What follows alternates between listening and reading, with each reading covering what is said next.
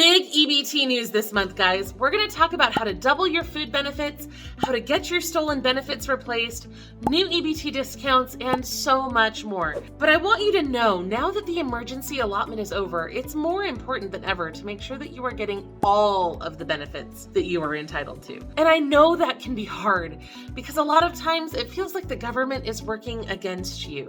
The offices you have to deal with are understaffed, there's backlogs, you have to wait forever to reach somebody over the phone. The policies are confusing, and a lot of people get denied one time or even multiple times before they get approved. This is true for food benefits, and it's true for other benefits as well. So I just wanted to let you know that if you think you may be eligible for disability benefits, workers' comp, or a settlement due to an accident or injury, Atticus may be able to help you. They have a quick 2-minute survey to see if you're eligible. They can help you figure out what you might qualify for and help you connect with a lawyer if you'd like to move forward. The legal team doesn't charge you anything up front. They only recover a certain amount from your settlement if you win your case. That means they only make money if you do. You can get started using the affiliate link below or by visiting bit.ly/low-income relief and Atticus. Now let's start our EBT update with some good news. The seasons are changing fast, and that means that the Double Up Food Bucks program is coming back in many areas. If it isn't in your area yet, it should be soon. There are participating farmers markets in almost every state, and sometimes farm stands, CSAs, convenience stores, and even grocery stores participate in this program as well. It is fantastic. So the way this works is you'll find a participating retailer. You'll go shopping with your EBT card and you'll receive double the amount that you spent. So you can spend the original amount that you spend on whatever EBT eligible things that you want. And then the retailer will give you the exact same amount of money for free that can only be spent on certain eligible products. Usually those are locally grown fruits and vegetables. In some areas it includes seeds and plants and gardening supplies. It just depends on how the program works in your state. Nationwide, there's the movement called Double Up Food Bucks. Some states have smaller independent programs that do basically the exact same thing. I'm working on getting a list of all of those and all participating retailers nationwide on our website at lowincomerelief.com. Some of these programs limit it to $20 a day, so you can go spend $20 and get $20 and actually spend $40 on food every day. In some areas, the limit is lower. In some areas, the limit is higher. And in some areas, there's no limit at all, which means you could double up your entire EBT allotment, and that gives you so much more buying power. So I'm very excited to tell you guys about this. You can get the information on your state at lowincomerelief.com/doubleup. More good news, SNAP replacement plans are underway in Maryland and Vermont. More states should be getting their plans approved very soon. Federal law now requires states to implement these plans and replace up to 2 months of stolen benefits. So if you've had your benefits stolen anytime on or after October 1st of last year, this should really help you. Now, of course, the bad news is that EBT theft has risen by 4,000% over the last year. The government is working very hard to stop these thefts at both the state and federal levels. So I do have quite a bit of information on this, and I will try to move through it quickly. Most EBT thefts happen as a result of skimmers. Now, a lot of people have asked me what skimmers are, so I just want to explain this really fast because it's not actually something that's happening online, it's happening in person. Skimmers are sneaky little devices that are placed on card terminals. They can pick up your card number and your PIN and send that information to a scammer who doesn't even have to be on site. Scammers can then create brand new cards using that information. It's called card cloning, and that's how they steal your benefits. Now, I've never personally encountered a skimmer in the wild, although I look for them every time, but the New York City Department of Social Services has a great guide that can help you spot them. I've been checking the card swiping machines at my local stores, and I've been pleased to see that many of them use plastic security tape around the edges of the machine to make sure that no skimmers have been or can be installed. You can see an example of what I'm talking about on screen. I love shopping at this particular store because I know that there aren't going to be any skimmers on their devices. Now, there are also several things in the works that will make it harder for skimmers to steal your benefits. The USDA has announced a mobile payment pilot that will allow 5 states to start implementing contactless payments. This may involve using a mobile wallet or a tap-to-pay system. It's not really clear yet. The government has acknowledged that it could take a few years to completely roll out this pilot, and the program will be starting in Illinois, Louisiana, Massachusetts, Missouri, and Oklahoma. The government has also assured me that nobody will be forced to use mobile payments. You can keep swiping your card if you want to, even after these new technologies roll out. A bill has also been introduced in Congress that would require states to include a photograph of one or more household members on the EBT card itself. This is supposed to prevent scams. Personally, I have some questions about this because people with disabilities are allowed to have their caregivers shop for them, and I'm not entirely sure how photographs would work in that situation. It seems like it would make it complicated, but as long as there's some sort of way to address that concern, I think this could be a really good step toward reducing food stamps fraud. The bill is still in committee, so I have no idea if this is something that will actually become a law, but I will keep you updated as it progresses. The government has also successfully found several scammers that are behind these thefts. In California, 15 suspects were arrested in a $38 million EBT theft in Southern California. Almost 30 stolen EBT cards were recovered in a bust in Massachusetts. And stores like the Istanbul Market in Phoenix are being identified as fraud hotspots. After the scammers made several large purchases at this market, the owner put up a security system and the thieves appear to have stopped shopping there. So everyone's working together to make this stop. In the meantime, it's generally best to only swipe your EBT card at well-lit, frequently shopped stores that are adequately staffed or have security cameras.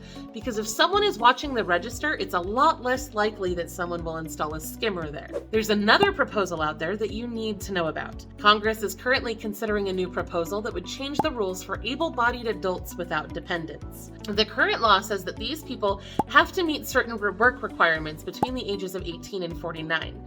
The new proposal would up the age limit to 65 so that any adult under 65 who is not disabled or has children would need to work at least 80 hours a month in order to receive SNAP benefits for more than 3 months.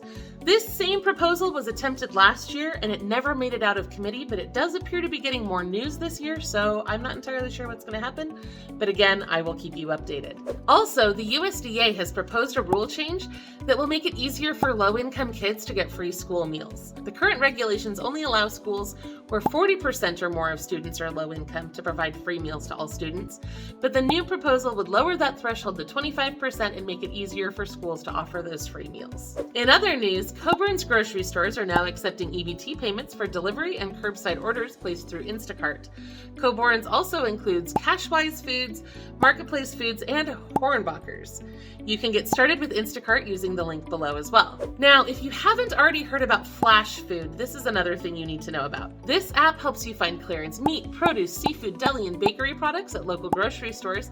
It specifically looks for products nearing their sell-by date that have been deeply discounted by 50% or so. You can shop through the FlashFood app and then go pick your food up at the store for a huge discount. Now, there are many grocery stores that work with this app, and recently Meijer in Wisconsin joined FlashFood and became the first participating store to accept EBT for FlashFood purchases. I'm hoping this will spread to other retailers because this app sounds amazing. If you use my referral code, you'll get $5 off your first $10 order. The code is NIKK4G40Q. The bad news is that this isn't really usable on the West Coast yet. There are a lot of stores in the East, but currently the closest stores to the West Coast are in Texas and Iowa, so I haven't been able to use it yet. Hopefully it will expand soon. We've also found 19 new EBT discounts in 15 states. If you're in Alabama, Alaska, Arizona, California, Florida, Louisiana, Michigan, Montana, New Hampshire, New York, Tennessee, Texas, Vermont, Virginia, or Washington, we found new deals for you. You can get the details by selecting your state in the alphabetical list at lowincomerelief.com/EBT. I am really excited to see that these programs are starting to spread outside of major metro areas. For example, I found a new thing in Kalispell, Montana, which is pretty rural, so I'm really excited about this. And on that note, let's get into our local news. In Alabama, the Department of Human Resources announced that 530 130,000 children will receive summer PEBT benefits this year. If your child receives free or reduced price student meals, you'll receive $120 for each eligible student, but the money won't be available until mid to late summer. In Alaska, there are some big problems with their EBT program. Federal officials have officially warned the state government of Alaska that they may have to pay financial penalties if they don't fix it. Because right now, benefits are supposed to be issued within 30 days, but some Alaskans have had to wait up to 4 months to get help. Currently, 1 in 8 Alaskans use food stamps. Another thing I noticed as I was doing my research this month is that Alaska EBT users really don't use their benefits that much. There are some really cool things about EBT in Alaska. For example, less than 7% of eligible Alaskans are using their EBT to purchase hunting and fishing gear. And literally nobody has redeemed the double up option at the Sitka Farmers Market in the last few years. This is a huge missed opportunity. So if you live in Alaska, please check out our Alaska EBT guide for more information on this. In California, there is a huge backlog happening with the CalFresh program. A student at UC Berkeley recently wrote an editorial in the Alameda Post explaining just how bad things are. Raksha wrote that the process is supposed to be completed in 30 days, but actually took over 2 months and 2 application cycles. At one point, Raksha says, "I got a letter in the mail telling me I had a phone interview call scheduled for 6 days before I even received the letter." If you're applying for benefits in California or need to renew or recertify your benefits, please get that paperwork in right away and do your best to stay on top of it. The county agencies that administer this program are vastly overworked, and delays are likely, whether you're in California or any other state, honestly. In other news, Rally's Grocery is now accepting EBT through Instacart, and that adds 83 more grocery stores in California that will allow you to order groceries for delivery with your benefits. In Maryland, the state has received approval to start replacing stolen EBT benefits. There are more than 3,800 known victims so far who have lost more than $2.5 million in benefits. To get your benefits replaced, you will need to visit the Maryland Department of Human Resources website and click the big red button that says File a Claim. You need to complete the form and submit it.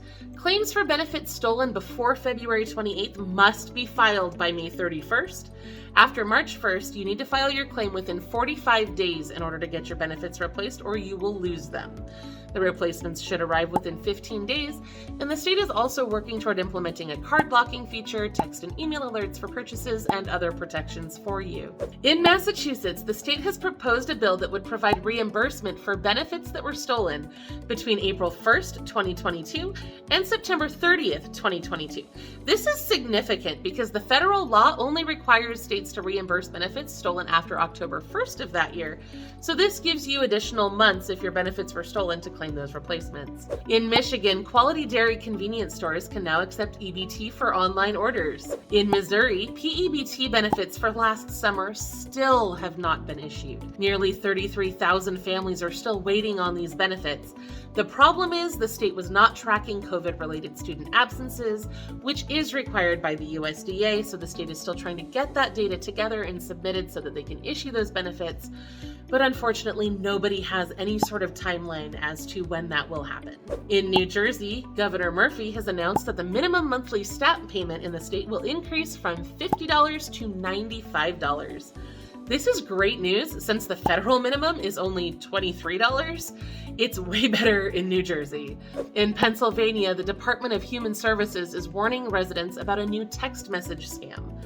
The scammers send out text messages that say something like, "Your Pennsylvania access card is blocked," and then tell you to call a number or click a link to unlock it. When you do that, the scammers go through prompts to get your card number and PIN so that they can duplicate your cards. The Pennsylvania Department of Human Services has said that they will never send you a text message like that, so please do not respond if you receive a message like that. In New York, the Hub on the Hill has become the first grocer in the nation to roll out an automatic online double-up food buck solution. When you shop from Hub on the Hill online with your EBT benefits, you'll see an automatic credit for double-up food bucks. Those can be immediately redeemed on eligible produce purchases. This is a great way to get more food for your money while still enjoying the convenience of online shopping, and I'm very glad that they are pioneering that advancement. In Texas, the Grow Local Farmers Market will begin accepting SNAP benefits on March 1st. You need to visit the information table to swipe your EBT card, and they'll give you coupons that you can use with all of the vendors. It's set up this way so that not every farmer has to get EBT approval.